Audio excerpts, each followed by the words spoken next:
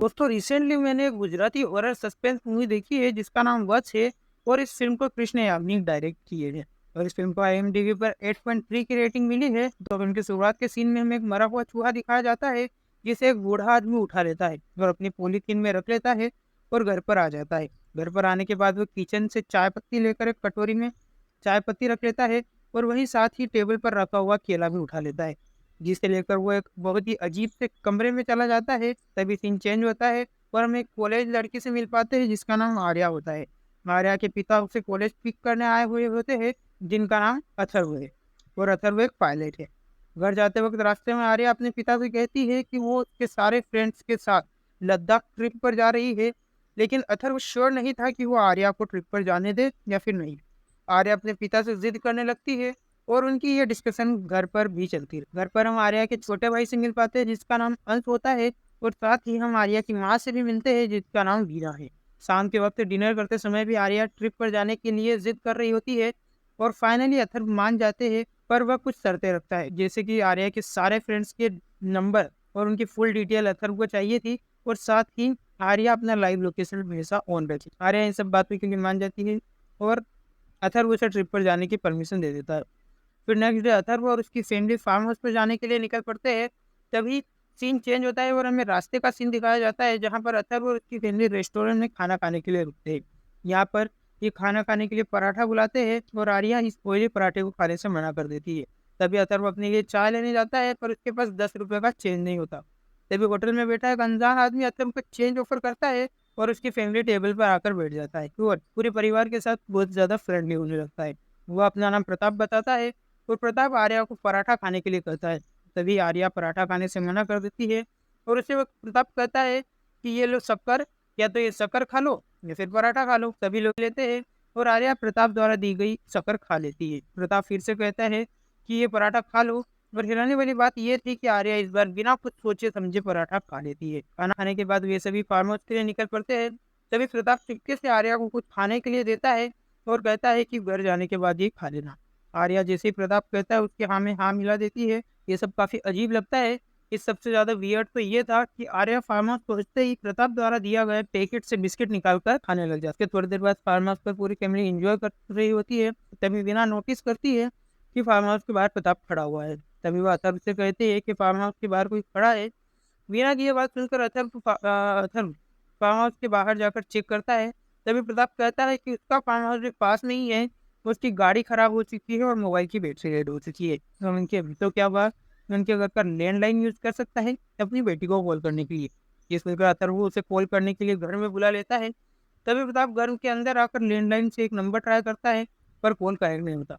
हम यहाँ भी देख पाते हैं कि प्रताप आर्या पर नजर रखे हुए है और अब आर्या भी उसकी सारी बातें मानने लगी है। वह बैठे बैठे आर्या से बातें करने लग जाता है। वह दोनों बच्चों को ऑर्डर ऐसे दे रहा था जैसे वही परिवार का मुखिया हो। मीना प्रताप के घर में आने की वजह से खुश नहीं थी क्योंकि ये उनका फैमिली टाइम था। मगर अथर्व का कहना था कि वे सिर्फ मदद कर रहे थे और ये नाश्ता पानी करने के बाद प्रताप घर से चला जाएगा। आर्या प्रताप को अपने बॉयफ्रेंड के बारे में बता रही होती है और साथ ही वह अपनी अपकमिंग लद्दाख ट्रिप के बारे में बताती है और बहुत सारी पर्सनल बातें प्रताप के साथ शेयर करती है।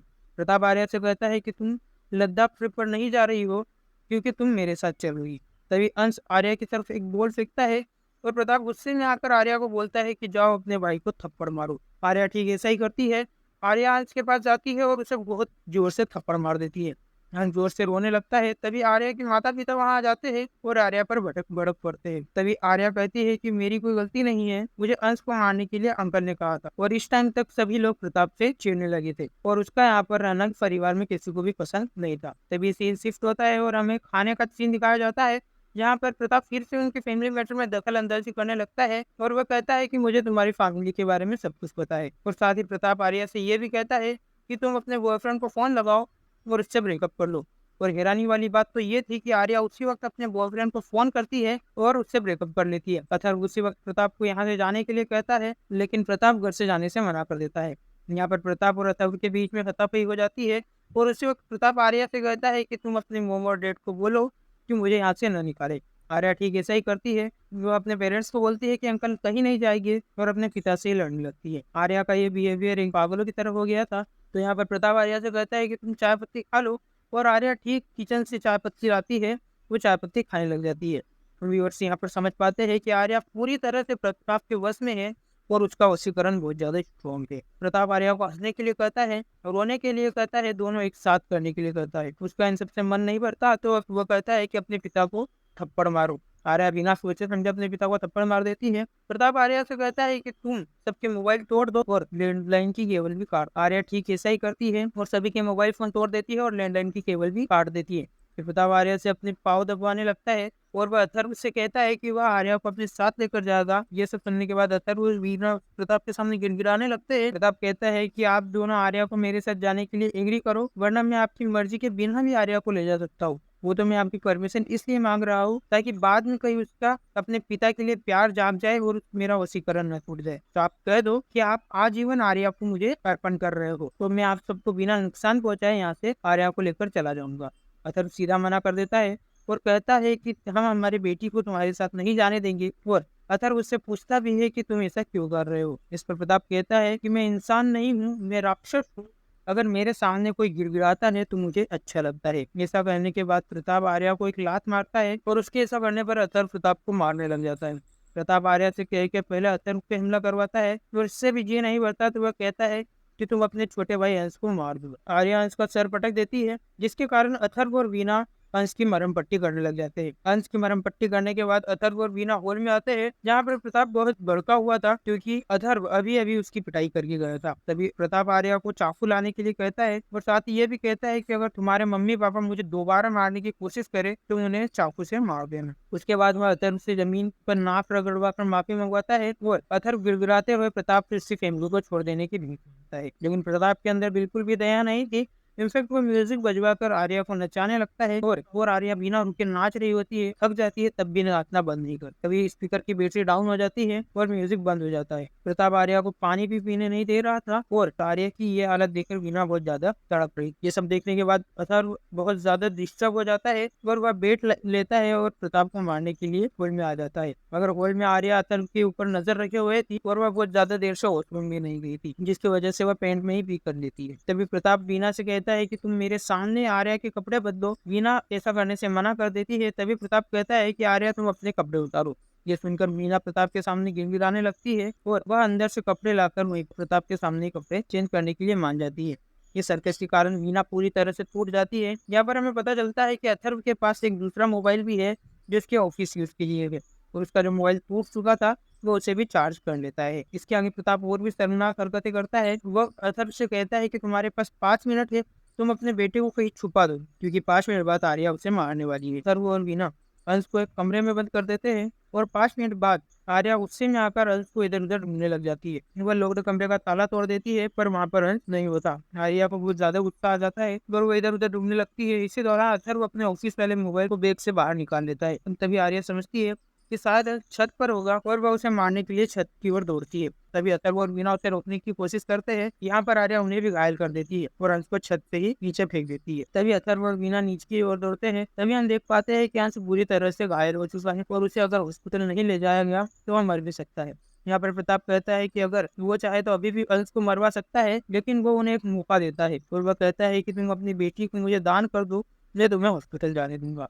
यहाँ पर अथर्व और वीणा पूरी तरह से टूट चुके थे और वे दोनों अपनी बेटी का आजीवन अर्पण करने के लिए तैयार हो जाते हैं। वे दोनों प्रताप से कह देते हैं कि हम हमारी बेटी आर्या का आजीवन अर्पण कर रहे थे। जाने से पहले अथर्व अपनी बेटी के गले मिलता है और चुपके से उसके पॉकेट में एक मोबाइल फोन रख देता है।